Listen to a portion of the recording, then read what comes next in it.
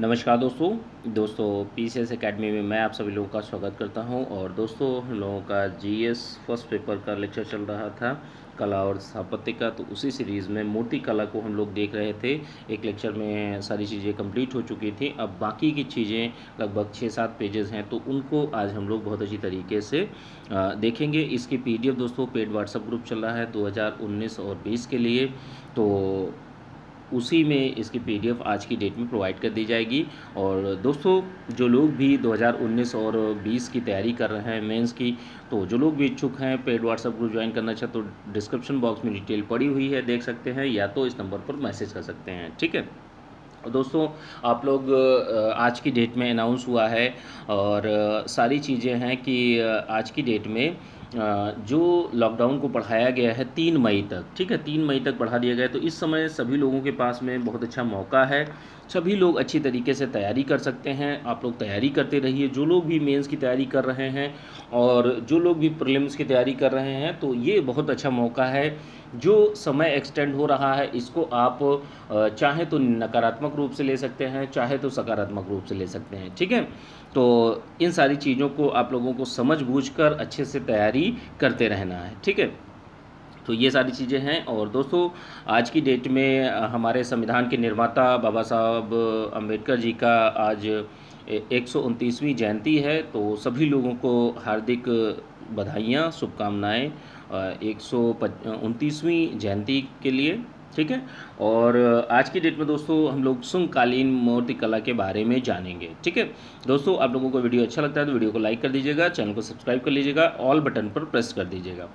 चलिए लेक्चर को स्टार्ट करते हैं। सुंगकालीन मूर्तिकला की जहाँ तक बात करते हैं तो इस काल की कला में प्रतीकों की, ध्यान रखिएगा, प्रतीकों के जो सिंबल होते हैं उनकी प्रधानता स्पष्ट रूप से परिलक्षित होती है, क्योंकि प्रत्येक तत्व जो था, ठीक है, एक प्रतीक जो था इस काल में निर्मित किए गए थे। इस काल की कला में सौंदर्य अवयव नहीं था, मतलब सौंदर्यता यहाँ इस काल में स्पष्ट रूप से नहीं दिखाई देती है। ठीक है। कोई भी अवयव सौंदर्यता का नहीं दिखाई देता, बल्कि भाव हो गया था, भाव को महत्व दिए जाने लगा था। ठीक है।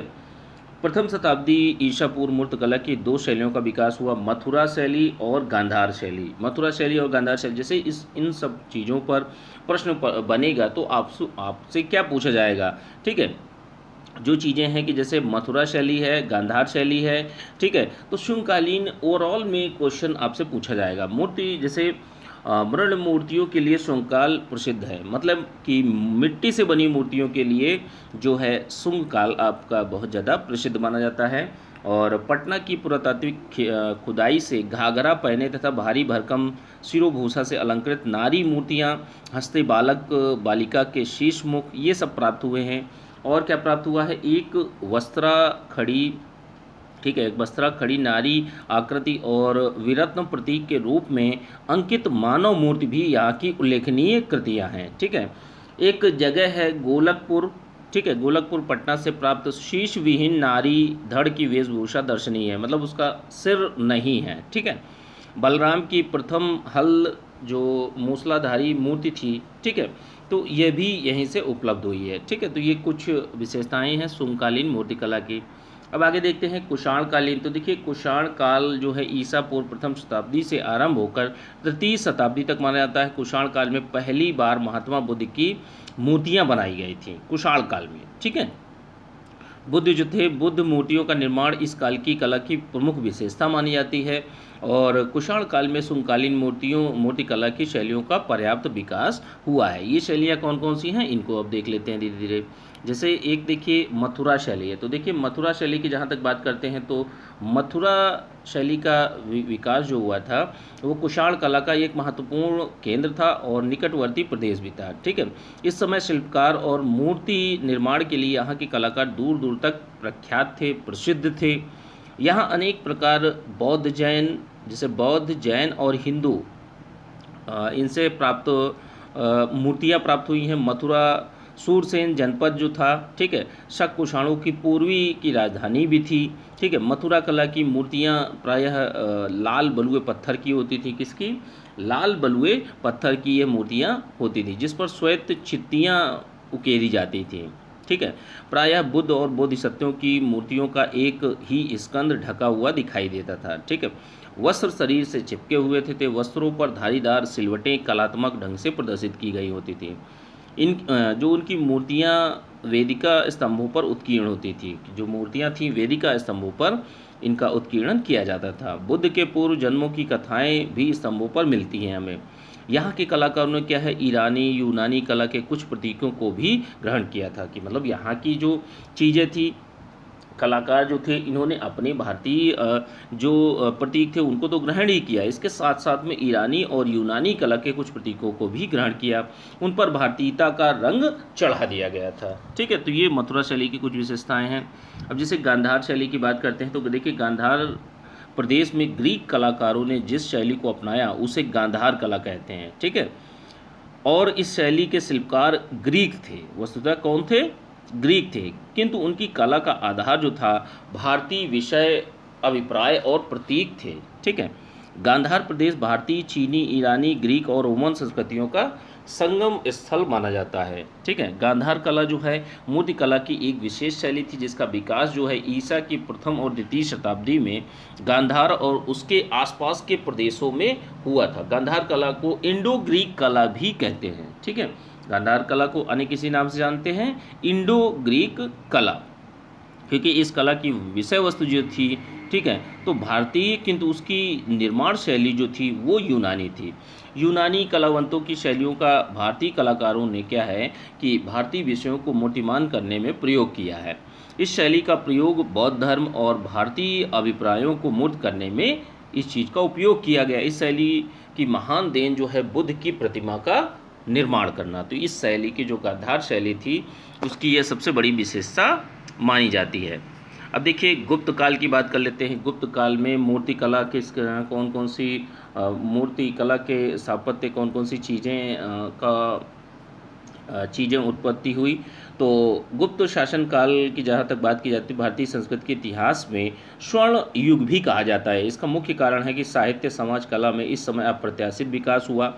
ठीक है, बहुत ज़्यादा डेवलपमेंट हुआ, और इस समय कला के क्षेत्र में तक्षण और मूर्ति कला में ही केवल विकास नहीं हुआ, साथ ही साथ भवन निर्माण कला में भी नवीनता हमें देखने को मिलने लगती है। गुप्त कला केंद्र कौन कौन से थे, तो साधारणतः 3 केंद्र थे, मथुरा था, सारनाथ था और पाटलिपुत्र था। ठीक है, अब जहाँ तक मथुरा की बात कर लेते हैं, तो मथुरा में क्या है कि यहाँ की गुप्तकालीन की मूर्तियों की प्रधान विशेषता ये थी कि पूर्वतः लाल चित्तीदार पत्थर की बनी होती थी। ठीक है, परंतु शैली में उष्णीय जोड़ दिया जाता था और बाल छोटे छोटे दाहिनी ओर मुड़े हुए बनने लगे थे। ठीक है, पारिभाषिक शब्दावली में अगर हम लोग बात करते हैं तो ऐसे बालों वाली मूर्तियों को दक्षिणावर्धन मूर्ति भी कहा जाता है। क्या कहते हैं, दक्षिणावर्धन मूर्ति। इस समय इसको कुछ और बड़ा और सुंदर बनाया गया। उसके किनारों पर अधिक सजावट की गई, वस्त्रों के ऊपर यहाँ बनी रेखाएं स्पष्ट रूप से दिखाई देती हैं। रेखा रहित गुप्तकालीन मूर्तियां भी बड़ी ही न्यूनतम संख्या में यहाँ देखने को मिलती हैं। ये सभी जो मूर्तियां थीं ये बौद्ध मूर्तियां हैं। इसके अतिरिक्त कुछ और चीज़ें हैं कि जैसे हिंदू देवताओं की भी मूर्तियां हमें यहाँ से प्राप्त होती हैं मथुरा से, पर जैन मूर्तियों का सामान्यतः अभाव ही, मतलब जैन मूर्तियाँ जो हैं हमें मथुरा से प्राप्त नहीं होती हैं। ठीक है, अब अगली चीज़ में बात कर लेते हैं, सारनाथ की बात कर लेते हैं। तो देखिए सारनाथ की जहाँ तक बात करते हैं तो काशी के अंचल यानी बनारस में है, और काशी के अंचल में स्थित यह बौद्ध धर्म से संबंधित अति प्राचीन कला केंद्र है। अपने कला वैभव के लिए गुप्त काल में एक विशिष्ट स्थान रखता है। इस समय केंद्र विशेष कौशल का नायक था और नवीन कौशल का जन्म भी यहीं से होता है। जो गुप्तकालीन विभिन्न कलाएँ होती हैं उन क्षेत्रों में भी ये फैल गया था। इसी से यदि सारनाथ को उस समय की मूर्ति निर्माण कला का जो यंत्रालय है कहा जाए तो इसमें कोई अतिशयोक्ति नहीं होती है। ठीक है, इसमें जो कला की प्रगति की नवीन धाराएं चल पड़ी थी उसके कारण संपूर्ण पूर्वी और उत्तर पूर्वी भारत की मूर्ति कला के निर्माण का एक नवीन स्वरूप उभर पड़ा था। ठीक है, इस केंद्र की मूर्तियों में मुखाकृत मंगोल लोगों की तरह बनाई जाने लगी थी और भौहें पतली, लंबी और सुंदर बनने लगी थी। ठीक है, तो ये सारनाथ की कुछ मूर्ति से संबंधित चीज़ों के बारे में हम लोगों ने देखा।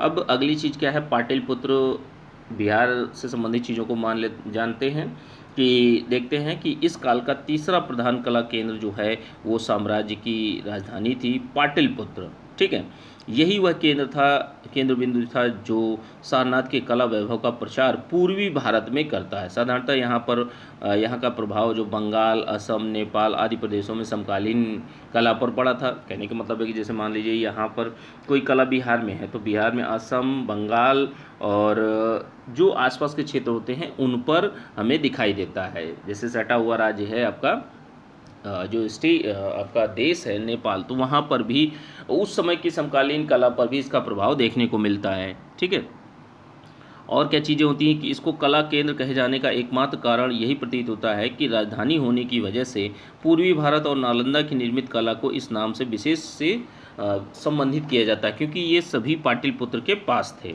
इसी के कारण नालंदा से उस समय की बहुत सी मूर्तियाँ वर्तमान काल में खुदाई से निकली हैं। पत्थर के साथ धातुओं की भी मूर्तियाँ भी हमें बननी उस समय आरंभ हो गई थी। इनकी शैली, जो निर्माण शैली थी, सारनाथ की ही तरह थी और इसके अतिरिक्त धातु मूर्तियों की निर्माण शैली में कुछ बातें गांधार कला से अनुकरण की गई प्रतीत होती हैं हमें। ठीक है, तो गांधार कला से भी पाटलिपुत्र कला जो है, ठीक है, तो इसको अनुसरण किया गया था। अब अगली चीज़ क्या है, पूर्व मध्यकालीन कला। तो अब पूर्व मध्यकालीन कला के बारे में जान लेते हैं। तो इस कला तक मूर्ति कला संबंधी सिद्धांत निर्धारित हो चुके हैं कि मतलब मूर्ति कला करने से पहले कौन कौन से सिद्धांतों का हमें पालन करना होता है। ठीक है, प्रत्येक देवता अपने विशिष्ट गुण के थे जो उनकी मूर्ति में नियमित रूप से प्रदर्शित किए जाते थे। जैसे शरीर, अंगों, आकृतियों के अनुपात जो थे निर्धारित हो चुके थे, उनका पालन निरंतर बढ़ती हुई कठोरता के साथ होता था। ठीक है, परंतु भारतीय मूर्तिकार अपनी पौरोहित कला में विलक्षण उत्पन्न करने में सफल हुए। बिहार, बंगाल के पाल सेन राजाओं के शासनकाल में 8वीं से 12वीं शताब्दी तक बौद्ध और हिंदुओं ने ही सुंदर मूर्तियों का निर्माण किया। उड़ीसा की मूर्तिकला पालों की मूर्तिकला से महान थी। भुवनेश्वर और कोणार्क के मंदिरों की नक्काशी मानव रूप के प्रति एक गहन जो है इंद्रिय जनित सौंदर्य अनुभूति एवं स्पष्ट प्रदर्शित करती है। ठीक है, स्पष्टता प्रदर्शित करती है। खजुराहो के मंदिर देवताओं की आकृतियाँ और आश्चर्यजनक सौंदर्य जो है सुकुमारता से युक्त प्रेमी युगलों से भरे हुए हैं। तो ये सारी कुछ विशेषताएं हैं। दक्षिण भारत की मूर्तिकला की बात की जाती है तो मूर्तिकला की व्यक्तिगत शैलियाँ प्रकट होती हैं। चालुक्य काल के आरंभिक वर्षों में बादामी ऐहोल में निर्मित मंदिर जो हैं विशिष्ट मूर्तिकला के उदाहरण माने जाते हैं। अब जैसे देखिए महाबलीपुरम की जो मूर्तियां हैं जो कांची के पल्लव और राजाओं द्वारा निर्मित है, आश्चर्यजनक एवं जटिल चट्टान के मंदिरों को सुसज्जित किए गए हैं। इन मूर्तियों में सबसे अद्भुत गंगा तरण की विशाल उभरी हुई आकृति है और मूर्तिकला की पल्लव शैली का प्रभाव जो है लंका और पश्चिम में भी अनुभव किया जाता है। ठीक है, तो ये चीज़ें पश्चिम और दक्षिण में भी जो लंका शैली थी, प्रभाव जो है लंका और पश्चिम दक्षिण शैली में भी इसका अनुभव किया गया। अजंता की गुफाओं की बौद्ध मूर्तियां जो थीं वो भी बहुत ज़्यादा महत्वपूर्ण है। एलोरा की गुफाओं की मूर्तियां, विशेष रूप से कैलाशनाथ मंदिर की मूर्तियां भारत की उत्कृष्टतम मूर्तियों में से एक है। ठीक है, कैलाश मंदिर से संबंधित फैक्ट भी पूछे गए हैं प्रारंभिक परीक्षा में। अब देखिए उत्तर मध्यकालीन मूर्तिकला के बारे में जान लेते हैं। तो देखिए उत्तर मध्य युग में भारतीय कला ने नए चरणों में प्रवेश किया।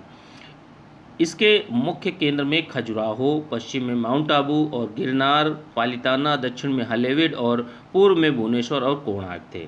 ठीक है, ढांचागत मंदिरों में विविधतापूर्ण उत्कीर्ण आकृतियों का बाहुल्य था, जिसके कारण से ये मंदिर जो हैं सुंदरता के प्रतीक बन गए थे और धनी जैन भक्तों ने 9वीं सदी से लेकर आगे तक अनेक मंदिरों का निर्माण कराया। गुजरात में गिरनार, शत्रुंजय और पालिताना की पहाड़ियों में स्थित जो महान शहर थे वो उन्हीं की देन माने जाते हैं। दक्षिण भारत में जो भारतीय मूर्तिकला है वो चोल युग जो कि 10वीं और 11वीं सदी में था, उस समय इस कला को नई ऊंचाइयों पर पहुंचाया गया। चोल राजाओं और उनके उत्तराधिकारियों की कांसे की प्रतिमाएं तो उत्तरकालीन मध्य युग के द्रविड़ कलाकारों की अत्यधिक श्रेष्ठ रचनाएं हैं। मैसूर की होयसेल शैली जो कि 11वीं और 13वीं सदी के अंत तक पनपी और इसके अंतर्गत सूक्ष्म कणीय गहरे रंग की स्तरित और चट्टान का उपयोग किया गया है, जो कि व्यापक उत्कीर्ण के लिए असीमित अवसर देती है और पत्थर से अधिक धात्विक और चमक से युक्त कर देती है। इसके बावजूद भारतीय मूर्तिकला की धारा जो है मुस्लिम काल में सूख गई और जीवंत चित्रकला के रूप में जारी रही, कि जैसे मूर्तिकला का स्थान अब धीरे धीरे खत्म होने लगा और मुस्लिम काल में, और जो चित्रकला थी वो बहुत ज़्यादा उभार मारने लगी, उसका प्रचार प्रसार और उस पर कार्य बहुत ज़्यादा होने लगा। अब मुगल कालीन मूर्तिकला की बात कर लेते हैं। तो देखिए, इस काल में यद्यपि मूर्तिकला और अवरुद्ध रही किंतु समाप्त नहीं हुई थी। जब मुगलों ने उत्तरी भारत पर शासन किया तो दक्षिण भारत में मूर्तिकला अपने अस्तित्व में ही रही। जब मुगलों ने दक्षिण भारत पर शासन किया तो राजपूतों शासकों के काल में उत्तरी भारत में अनेक मूर्तियों का निर्माण किया गया। तो कहने का मतलब यह है कि दोनों कालों में जो मूर्तिकला थी उसका निर्माण निरंतर चलता रहा। जैसे राम नरसिंह जी, नृत्य गोपाल, हनुमान, नटराज, कृष्णदेव की रानी, रामायण की कथाओं के दृश्यों की मूर्तियों का निर्माण दक्षिण भारत में किया गया। मुसलमानों में जीवित प्राणियों की मूर्तियों को बनाना जो है पाप माना जाता था, इसलिए उन्होंने मूर्तियों एवं मूर्तिकला संबंधी प्रदर्शनी को नष्ट किया। ठीक है, मंदिरों को भी नष्ट करने की बात हमें दिखाई पड़ती है। फिर भी कलाकारों की यह रचनात्मक प्रवृत्ति जो एकदम स्पष्ट नहीं हो सकी। ठीक है, अब अगली चीज़ क्या है, आधुनिक मूर्तिकला 1947 तक देख लेते हैं। तो जैसे देखिए सॉरी, ब्रिटिश काल में भारतीय मूर्तिकला अपने अस्तित्व में रही थी। बंगाल, उत्तर प्रदेश, पंजाब, पहाड़ी रियासत, बम्बई, जयपुर, ग्वालियर, मद्रास, ये सब मूर्तिकला के प्रमुख केंद्र कहे जाते हैं। ब्रिटिश काल में लखनऊ में आर्ट स्कूल खुलने के पश्चात, मतलब लखनऊ में आर्ट स्कूल खोला गया और लखनऊ मूर्तिकला का प्रसिद्ध केंद्र बन गया। कलकत्ता की जहाँ तक बात करते हैं तो कलकत्ता में भारतीय एवं विदेशी शैली में मूर्तियों का निर्माण किया गया। पहाड़ी रियासतों में जो निर्मित मूर्तियाँ अत्यंत ही उच्च कोटि की थी। इन मूर्तियों की आंखें उभर कर आती थी और वर्तमान में अनेक नगरों में आर्ट स्कूल भी खुल गए हैं। परिणाम स्वरूप जो मूर्तिकला है वह अपने अस्तित्व में ही हमें दिखाई पड़ती है। ठीक है, तो ये कुछ मूर्तिकला से संबंधित मोटी मोटी चीज़ों को हम लोगों ने देखा, क्योंकि देखिए मूर्तिकला पर अगर कोई प्रश्न बनेगा तो इन सब चीज़ों से छूटकर नहीं जाएगा। क्योंकि देखिए आपसे मेंस के ऑप्शन नहीं लिखने हैं, आपको जीएस के लिए पढ़ना है। ठीक है, तो जीएस के लिए ये बहुत ही ज़्यादा पर्याप्त है और सारी चीज़ें हैं। इन चीज़ों को आप लोग बहुत अच्छी तरीके से आंसर राइटिंग करते रहिए, लिखते रहिए प्रश्नों को। ठीक है, और अच्छी तरीके से इस समय जो समय मिला है उसको आप लोग उपयोग करिए। ठीक है, लॉकडाउन को बढ़ाया जा चुका है, अब 3 मई तक आपका लॉकडाउन होगा। 19 दिनों के लिए लॉकडाउन को लगाया गया। चलिए ठीक है, थैंक यू देखने के लिए।